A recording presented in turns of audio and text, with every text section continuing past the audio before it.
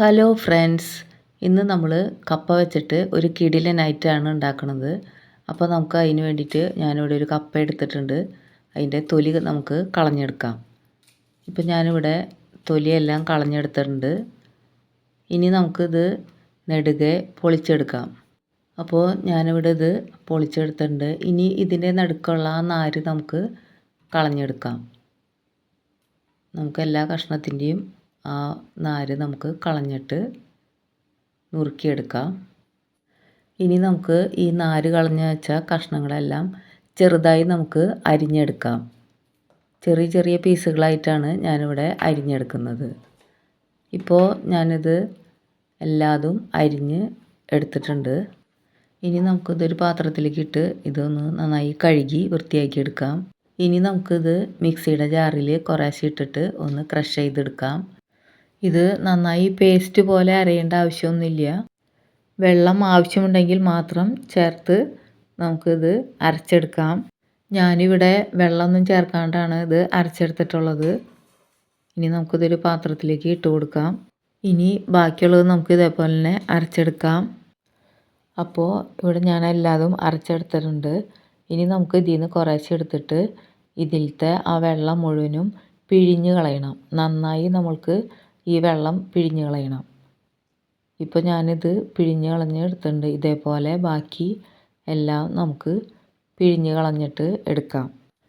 ഇപ്പോൾ ഞാനിതെല്ലാം പിഴിഞ്ഞ് കളഞ്ഞ് എടുത്തിട്ടുണ്ട്. ഈ വെള്ളം നമുക്ക് വേണ്ട, നമുക്ക് കളയാം. ഇപ്പോൾ നമ്മൾ പിഴിഞ്ഞെടുത്ത ഈ കപ്പേനെ നമുക്ക് കൈകൊണ്ട് തന്നെ ഒന്ന് പൊടിച്ചിട്ട് കൊടുക്കാം. ഇപ്പോൾ ഇതേപോലെ ഞാൻ എല്ലാം പൊടിച്ചെടുത്തിട്ടുണ്ട്.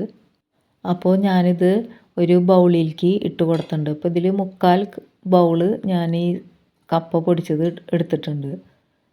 അതൊരു പാത്രത്തിലേക്ക് ഇട്ട് കൊടുക്കാം. ഇനി നമുക്ക് ഇതിലേക്ക് 1/2 ബൗള് തേങ്ങ ചിരകിയത് ചേർത്ത് കൊടുക്കാം. ഇനി നമുക്ക് വേണ്ടത് ശർക്കരയാണ്. അപ്പോൾ കല്ലും മണ്ണൊന്നും ഇല്ലാത്ത ശർക്കരയാണ് ഞാനിവിടെ എടുത്തിട്ടുള്ളത്. അത് നമുക്ക് ഗ്രേറ്റ് ചെയ്തിട്ട് എടുക്കാം. മധുരം കൂടുതൽ വേണ്ടവർക്ക് കൂടുതൽ ശർക്കര ഗ്രേറ്റ് ചെയ്തെടുക്കാം. കുറവ് വേണ്ടവർക്ക് കുറച്ചെടുത്താൽ മതി. അപ്പോൾ അത്യാവശ്യം മധുരം വേണം ഇതിലേക്ക്, അപ്പോഴാണ് ടേസ്റ്റ് ഉണ്ടാവുക. ഇനി നമുക്കിതെല്ലാം മിക്സ് ചെയ്തിട്ട് മധുരം കുറവാണെന്ന് തോന്നി കഴിഞ്ഞാൽ കുറച്ചും കൂടി ഗ്രേറ്റ് ചെയ്ത് ഇട്ടാൽ മതി. ഇനി നമുക്ക് ഈ ശർക്കരയും തേങ്ങയും ഈ കപ്പ പൊടിച്ചതും എല്ലാം കൂടിയിട്ട് നന്നായി ഒന്ന് മിക്സാക്കി എടുക്കാം. ഇപ്പോൾ ഇവിടെ ഇതെല്ലാം നന്നായി മിക്സാക്കി എടുത്തിട്ടുണ്ട്.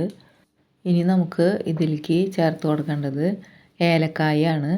അപ്പോൾ ഒരു 2-3 ഏലക്കായ പൊടിച്ച് നമുക്ക് ഇട്ട് കൊടുക്കാം. ഇനി നമുക്ക് ഇതിലേക്ക് ആഡ് ചെയ്യേണ്ടത് ഗോതമ്പ് പൊടിയാണ്.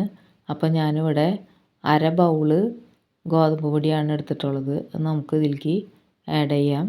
ഇനി നമുക്ക് ഈ ഗോതമ്പ് പൊടി ഇതിൽ നന്നായി മിക്സ് ചെയ്ത് നന്നായി ഒന്ന് കുഴച്ചെടുക്കണം. ഇപ്പോൾ ഞാനിതിവിടെ നന്നായി കുഴച്ചെടുത്തിട്ടുണ്ട്. ഇനി നമുക്കിതിൽ ഒരു നുള്ള് ഉപ്പും കൂടിയും ചേർത്ത് കൊടുത്ത് ഒന്നും കൂടി ഒന്ന് കുഴച്ചെടുക്കാം. ഇപ്പം ഞാനിവിടെ ഉപ്പ് ചേർത്ത് നന്നായി ഒന്ന് കുഴച്ചിട്ടുണ്ട്. ഇനി ഒരു 5 മിനിറ്റ് നമുക്കിതൊന്ന് അടച്ചു വയ്ക്കാം.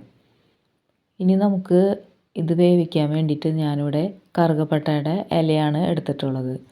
അപ്പോൾ ഈ ഇലയിൽ വേവിച്ച നല്ലൊരു മണം ഉണ്ടാവും. അപ്പോൾ നമ്മൾ ഇതിൽ വെച്ചിട്ടാണ് വേവിച്ചെടുക്കണേ. ഇനി നമുക്ക് നമ്മളിവിടെ കുഴച്ച് വെച്ചതിന് കുറേശ്ശെ എടുത്തിട്ട് നമുക്ക് ഈ ഇലയിലേക്ക് വെച്ച് കൊടുത്തിട്ട് ഒന്നും ഇല മടക്കി ഒന്ന് പ്രസ് ചെയ്ത് കൊടുക്കാം. ഇലയുടെ എല്ലാ ഭാഗത്തേക്കും ആവുന്ന രീതിയിലൊന്ന് പ്രസ് ചെയ്ത് സൈഡൊക്കെ ഒന്ന് ഷേപ്പ് ചെയ്ത് നമുക്ക് എടുക്കാം. ഇതേപോലെ ഒന്ന് ഷേപ്പ് ചെയ്തെടുക്കാം. ഇനി ബാക്കിയുള്ളത് നമുക്ക് ഇതേപോലെ തന്നെ അട ഉണ്ടാക്കിയെടുക്കാം. ഇപ്പോൾ നമ്മൾ ഇവിടെ എല്ലാതും ഇതേപോലെ ഉണ്ടാക്കിയെടുത്തിട്ടുണ്ട്. നമ്മളിവിടെ ഇഡ്ഡലി പാത്രത്തിൽ വെള്ളം തിളച്ച് ആവി വന്നുകൊണ്ടിരിക്കുന്നുണ്ട്. അപ്പോൾ നമുക്ക് ഈ പാത്രത്തിലേക്ക് എല്ലാ അടകളും വെച്ച് കൊടുത്ത് അടച്ച് വെച്ച് വേവിച്ചെടുക്കാം. ഇനി നമുക്ക് ഇത് വെന്തണ്ടോന്ന് തുറന്ന് നോക്കാം.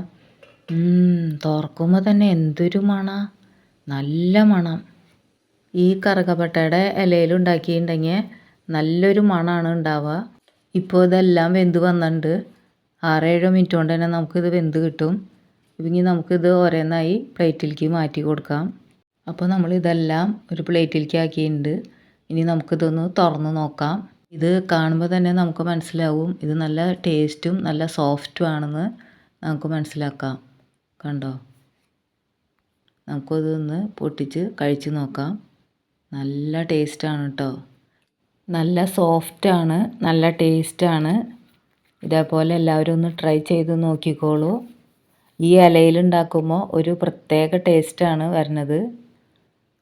ഇത് കപ്പ വെച്ചുണ്ടാക്കിയതാണെന്ന് ആരും പറയില്ല കേട്ടോ. കപ്പയുടെ ടേസ്റ്റ് ഒന്നും വരില്ല. അപ്പോൾ എല്ലാവരും ഇതേപോലെ ഒന്ന് ഉണ്ടാക്കി നോക്കിക്കോളൂ. അപ്പോൾ വീഡിയോ ഇഷ്ടപ്പെട്ടാൽ ലൈക്ക് ചെയ്യണേ, ഷെയർ ചെയ്യണേ, സബ്സ്ക്രൈബ് ചെയ്ത് സപ്പോർട്ട് ചെയ്യണേ. അപ്പോൾ അടുത്ത വീഡിയോയുമായി വീണ്ടും കാണാം. Thank you for watching.